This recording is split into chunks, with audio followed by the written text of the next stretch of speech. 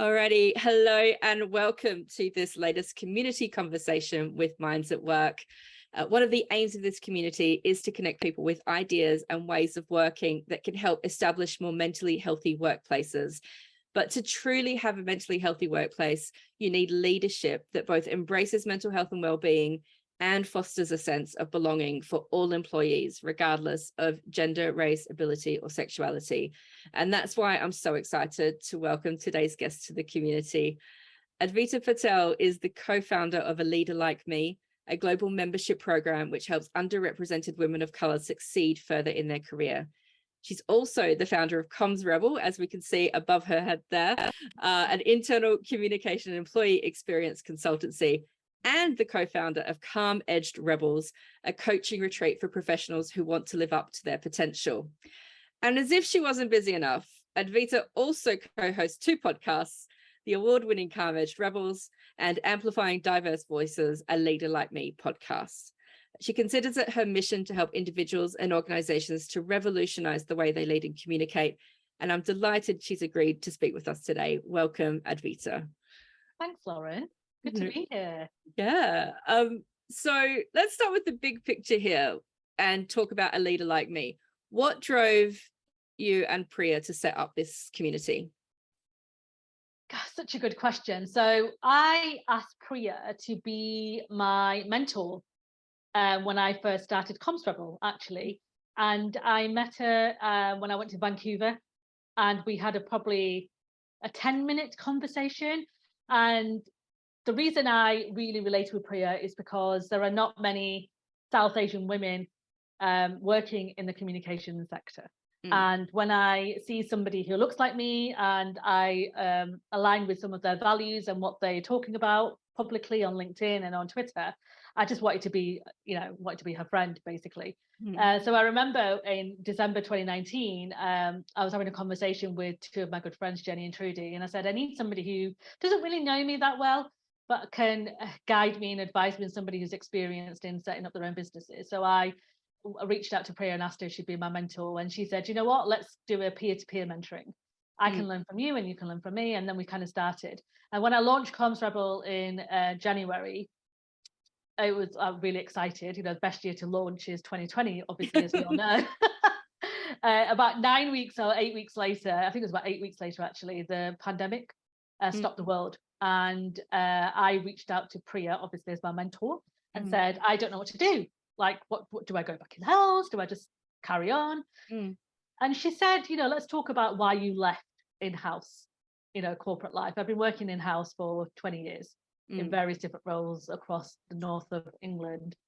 And we spoke about why I left and some of the stories that I shared with her around feeling excluded, having to keep pushing that concrete ceiling rather than glass ceiling, having to overprove my qualifications and credibility to be taken seriously. And even though I was seen as a high performer, I was on the talent pathway, I was always given the kind of maximum scores in my objectives. I still felt I had to prove my worth. Mainly some of it's down to me and confidence at that time, and some of it was just down to the behaviors that I saw. And I explained this to Priya and said I was fed up of having to get validation on my own credibility. And she explained similar kind of experience that she had. And I said, it'd be great to have something that we can help other women who may look like us to build confidence in their skills without having to keep getting validation and approvals every step of the way. We need to take ownership of that. And that's where Priya said, maybe we need to do something like A Leader Like Me. So if you see leaders like you out there doing great things, then that can inspire you to be, go for the big goals and ticket items and not feel that you can't succeed because you don't see anyone like you. And that's how it started. And it was a great time because the pandemic obviously stopped Comms Rebel, stopped Comms Rebel in that moment. And it gave us a sense of purpose in March. We kept both of us focused. Because Priya said, her business went a bit quiet, my business went a bit quiet. So we had 6 weeks of concentrated effort on developing this concept through a phone call, Zoom call, that we had for 45 minutes. And then we developed A Leader Like Me. We set up a website with my very basic IT skills. sent out a comms through Twitter to ask for 30 women to volunteer for the first cohort. And the rest is history, as I say, and we had great success, and the impact we made on those women has been, significant, I would say. Amazing. So how has it been received? What sort of successes have you seen? It's been, initially there was trepidation, I have to admit. It was something new. The one of the challenges we have as underrepresented people, whether you're a woman of color, disability, various different intersectionalities, is that we always feel we have to do it on our own to prove our worth, right? I can't possibly ask for help, because if I ask for help, what does that mean for me? Does that mean that I am not capable of doing the work? And we have this, social media hasn't helped Lauren, because there's this perception that people are like, smashing every single goal going independently without any support.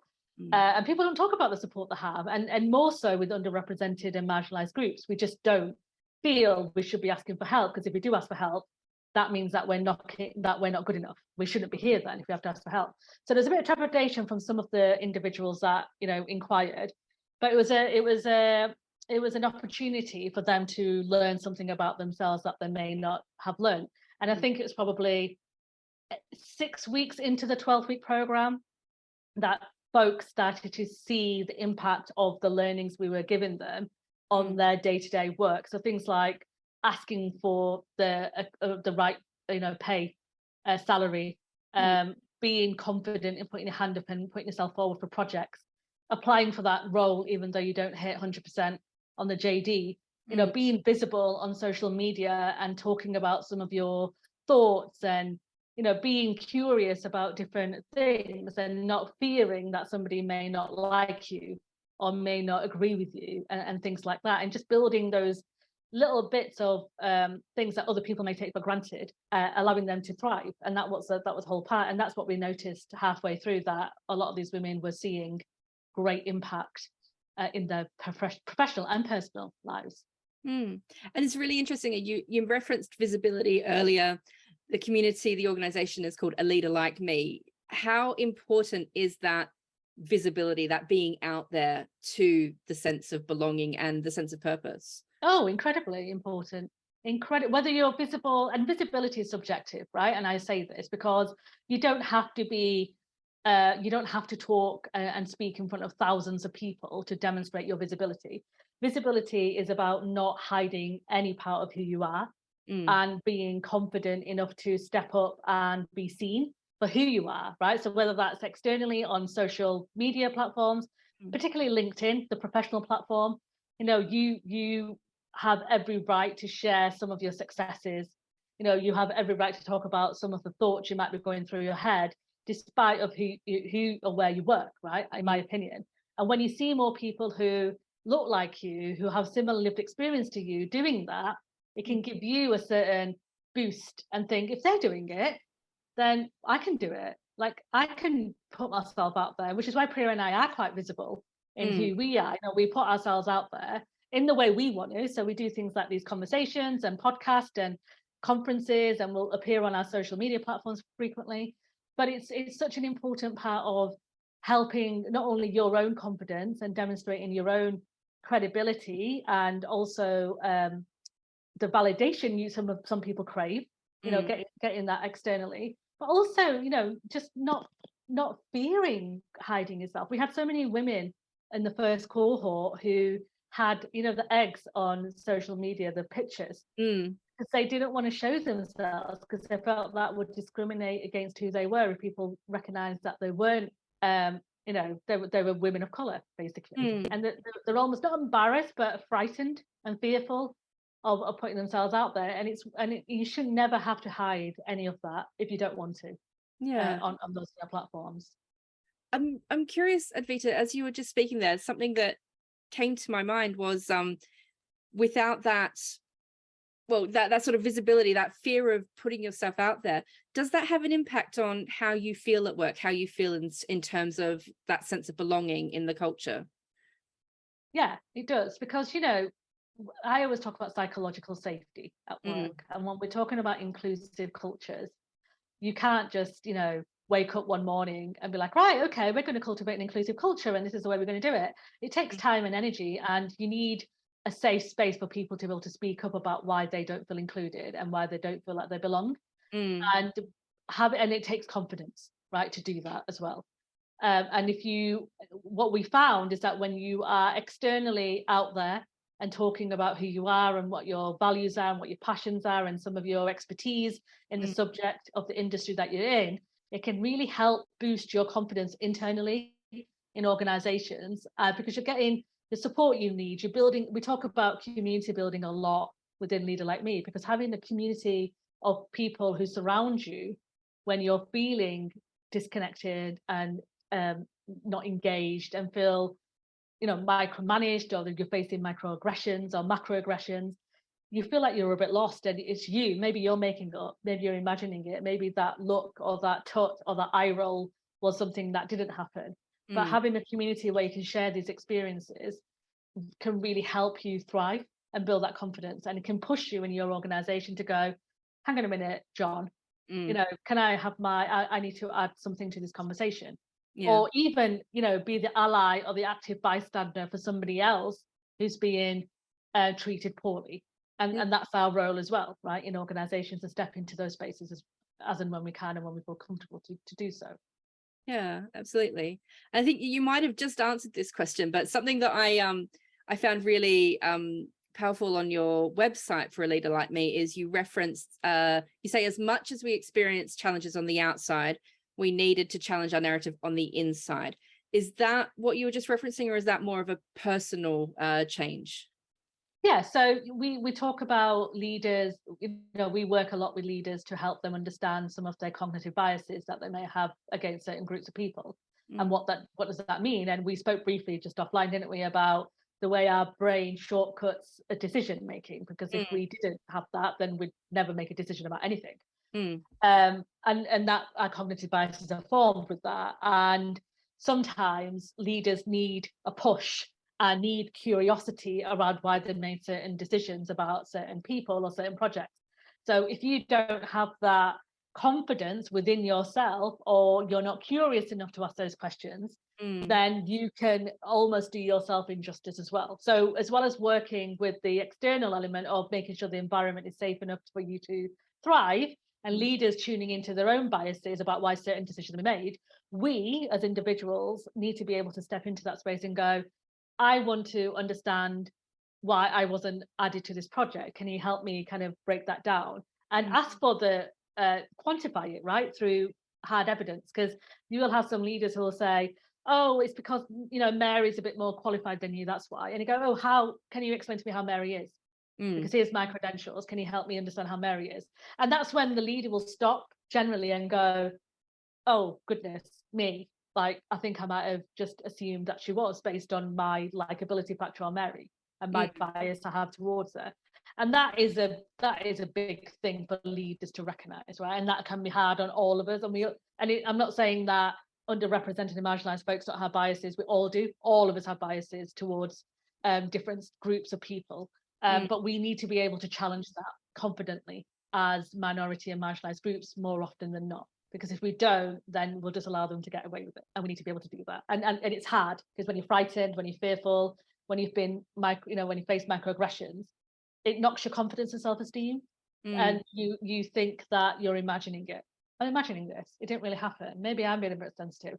Because some of the narrative around raising issues, that's the kind of feedback you get. Oh, you're taking this a bit too far. They didn't mean it in that way. Or that's just the way that they are. And we need to be able to address that confidently and go, actually, well, that's unacceptable. And this is why it's unacceptable. And here's my data to quantify why it's unacceptable. Yeah, because at the end of the day, business leaders talk in numbers, don't they? So it's good to have that data. Yeah. I'm wondering if you have a definition of an inclusive culture. I love that question, because it is, again, inclusive culture is, if the basic definition is where people can bring, thrive in whatever they do, and can bring their best self to that work, where they can see where they're adding value, they are getting the recognition that they need, they're progressing within their role, and they're fulfilled, right? to the extent where they are being more innovative, they are asking those questions, they are performing, they're delivering great customer service, they have confidence to speak up if something is not right. The environment allows them to do that. And that's what I see inclusive cultures are, is that you can be who you need to be in that space to deliver the work to the best of your abilities, because your leader has allowed you to do that. And I'm not a big fan of things like, oh, bring your whole self to work and bring your authentic self to work, because what does that even mean? Do you really want somebody to be authentic if they're a raging racist? You know, or do you if you really want authenticity, then are your policies allowing them to be authentic? You know, is your dress code allowing that individual to be authentic? Because I have heard stories of people who have been given opportunities and then been told, by the way, you need to cover your tattoos. By the way, you can't have, you know, and you can't have your hairstyle in that way. By the way, you need to take your piercings out. But we want you to be authentic. We want you to be real. But really, because if you do, then why is your policy saying that you can't dress in a certain way, or you can't have certain appearances? And this is why I'm always really cautious with leaders and say, if you want people to be truly authentic, then are you creating an environment where they can be truly authentic? Because otherwise it's just a false statement and it's performative. You can say, we will create an environment where we will give you everything that you need to bring your best self to work, so you can deliver, you know, perform well, deliver what you need to deliver, be innovative, and all those kind of things that help build and cultivate an inclusive culture. But otherwise it becomes a very performative action. And again, on the other side is if you are a raging racist or homophobe or a sexist or whatever, and we're going out there saying, be authentic, be yourself, be your real self, we'll embrace you. Really? Are you really going to do that? Because you need to have some boundaries in place, right? In terms of what does this authenticity look like on that side as well. Yeah, especially in terms of that psychological safety we were talking about earlier as well. Yeah. So how can we develop more authentic and inclusive leadership? Being again, it's all down to that, being open enough to speak up, you know, having space and a safe space to be okay with being wrong, you know, being okay to say this isn't right, being okay to say the vulnerability side of it, right? And being vulnerable enough to go, do you know what, I don't get this, I don't understand this, I am not familiar with this, and I need some help and education to understand this a little bit more, whatever this might be. And you know, as leaders, specifically as leaders, we feel like we need to know the answers to everything, or we should know the answers to everything, and we should have an opinion on everything. You know, Edelman Trust Barometer quite clearly says that people are listening more to business CEOs in their organization and their co-workers. And I think that puts real pressure on CEOs to be knowledgeable about all areas of the world, right? And that can put the fear in them, which then they end up being silent. Because, you know, and I always say to leaders that I work with that silence is a privilege. So surround yourselves with the knowledge that you need, but say to people, I don't know enough about this area of work and I need to go and find out more about this, but you know what, we're going to do something about it. And I'll come back and show you what we're going to do, and we're going to work together to get to where we need to go. Lead, that's what a leader does, right? Leads, influences, inspires. And I think that's what an authentic leader or a leader who's vulnerable enough to show their, you know, that they're not superhuman, that they do make mistakes, and it is a safe space to be able to do that, because once you know, fail quick and learn quick, right? That's what we kind of say. And it's important for people to be able to do that and not have this kind of blame culture or finger pointing or cancel. And I hate the term things like wokeism, and it's offensive, right, to where that term came from. And it's something that we should be really conscious about as leaders, in how our people in our organization feeling. And it's okay to say, let's work together and let's do this together. Yeah. I'm really mindful of time, because we try and keep these to, you know, 15-20 minutes. But one question I did really want to ask you, Advita, is what things you've seen work well? You know, what sort of support packages for women in marginalized communities have you seen do really good things out there? The things that work really well are when people put real thought behind the initiatives. So really think about the outcome that they're trying to achieve, and put, you know, so if you're doing a leadership program for women and marginalized people, then what is the outcome that you're trying to achieve? So you could, to say we're going to narrow the gender pay gap. We're going to have more women at boardroom level. We're going to have more Black women, more people of colour in senior management positions, and this is how it's going to work. And having, being quite intentional with those initiatives is where I've seen the most people feel powered in doing that. And those are the things that work well. I have worked with organisations who are very performative in some of these things that they do, because they feel like if they don't do it, they'll be questioned. But the organisations that really pay attention and are like, what is it that we're trying to do with this initiative? What difference are we trying to make by doing Pride History Month, Black History Month, South Asian History Month, all those different awareness days that we have, International Women's Day. What is it that we're trying to do with this? And what difference are we expecting to see in our business by doing this? Are we trying to attract more diversity in the business? Are we trying to get more people at senior positions? Are we going to give people more opportunities on projects, different voices? Are we doing listening groups? What does this look like for us? And having that intention is the most powerful impact you can have. When you don't do that, it doesn't work, and we just keep talking about the same thing year on year. Yeah, it can't be a tick box thing, can it? It's got to have some real thought behind it. I like that. Yeah. You've got to be intentional, right? Because what's the point of putting a rainbow flag on your window and sending out comms around how supportive you are to the LGBTQI plus community, and then you don't even have you're not supportive of some of the challenges that face the LGBTQ plus community. Like, what are your thoughts on transgender rights? What are your thoughts on things like conversion therapy, right? And if your leaders are investing in organizations that are, and that don't support LGBTQ plus rights, which has been uncovered through investigation, then it's performative and tokenistic. And you need to be aware of and the same applies to Black History Month, right? And same applies to International Women's Day. If you've got, I don't know if anybody saw the bot on Twitter that pointed out organizations that had massive gender pay gaps when they're doing these incredible statements about women and how supportive they are. I love whoever invented that bot. I love them dearly, because they were calling people out, going, hang on, you've got a 72% pay gap. And that's what I mean about being intentional. Like, don't say it. If you haven't done what you said you were going to do, then work on it behind closed doors and sort it out, and then you can go out there and speak about it. But until that point, you're just putting yourself at risk. Absolutely. We do have a few people listening live, so I'm just going to turn now quickly to the people here.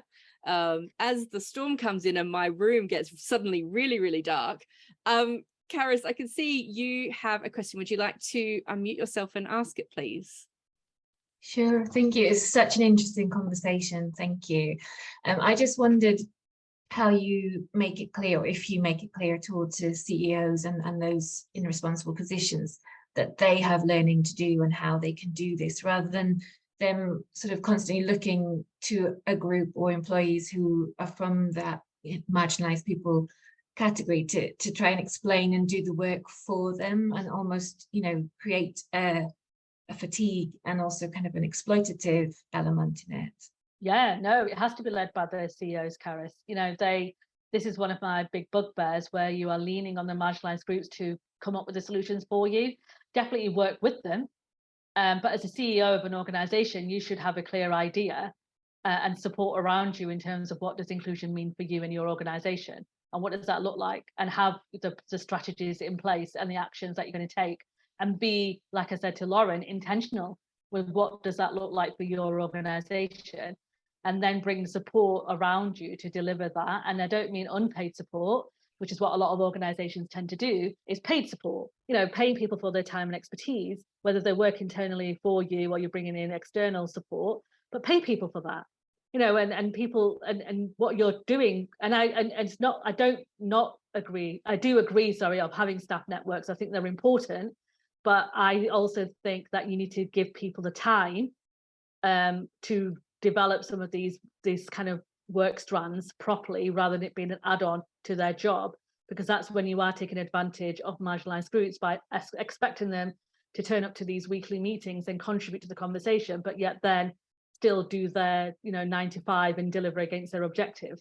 So if you be very careful about what you're asking people to do in your organization, but it has to be led by the CEO they are the decision makers ultimately in that business, and they lead by example. And if your CEO is uncomfortable about making those decisions or saying something, then people are going to lose trust in them very quickly.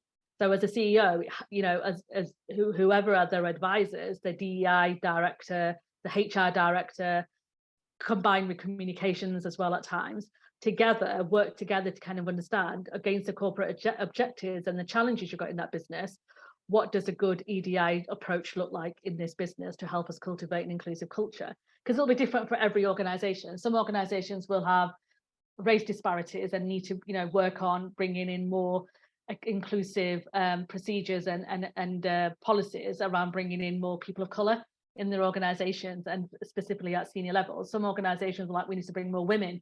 Some will be like, we need to focus more on disability rights.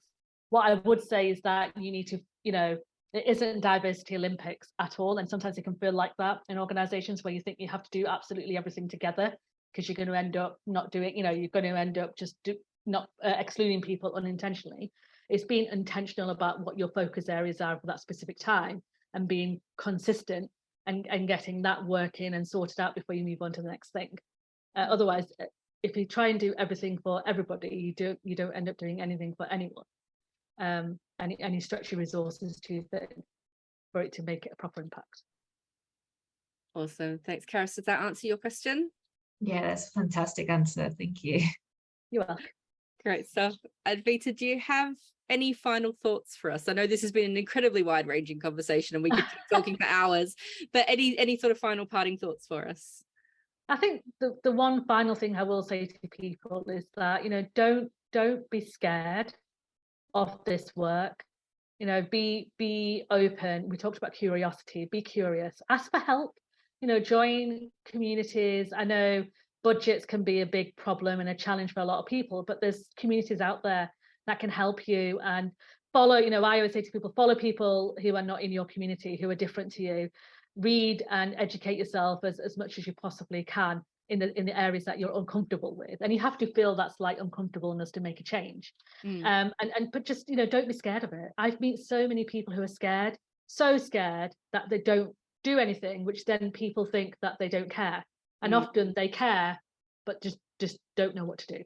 And I would just say, embrace it, ask the questions, be curious, do the reading, do your research, and, you know, just accept the fact that you will get things wrong, but you're learning from it, and you move on, and you're better next time. And that's the important thing. Yeah, it's learning, isn't it? We are all here to educate and learn from each other. So exactly, yeah. None of us are perfect. You know, we all have learning to do, and this is a really complex area of work. It changes every single day.